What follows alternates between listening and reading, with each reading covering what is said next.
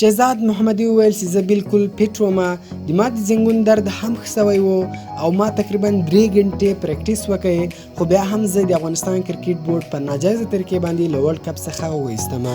نو ګرانو دوستانو، تر ویډیو شروع کېدو مخکې که چیرې تاسو زموږ چینل ته نوي راغلي یاست نو زموږ چینل خامخا در سره سبسکرایب کړئ، ځکه موږ هره ورځ هغه رقم د کرکټ تازه ویډیوګانې په دې چینل کې اپلوډ کوو. ګرانو ورونو، پرون شهزاد محمدي افغانستان ته راستون شو. ده وویل چې زه بالکل فټ وم، د ما د زنګون درد هم ښه سوی و او زه بالکل تیار وم.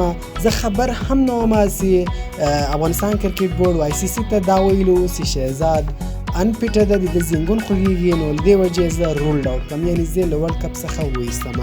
زه هېڅ خبر هم نه وم، له ما سره هېڅ معلومات هم نه وو کړي.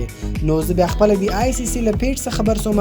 آی سی سی دا ورکړی و چې محمد شهزاد له ورلډ کپ څخه وایستل سو د انجري له وجې. نو ما هغه تصویر وکتی، نو کله چې بیا ما له افغانستان کرکټ بورډ سره خبره وکړله نو هغه هم ما دا وویل چې ته انفټه او ته بازي نسې کولی.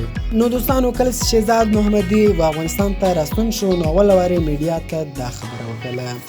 نو دوستانو، د داسې نورو کرکټ تازه ویډیوګانو لپاره زموږ چینل سبسکرایب کول مه هېروئ، ځکه موږ هره ورځ هغه رقم د کرکټ تازه ویډیوګانې په دې چینل کې اپلوډ کوو. نو تر بلې ویډیو راکړئ اجازت، د خدای په امان.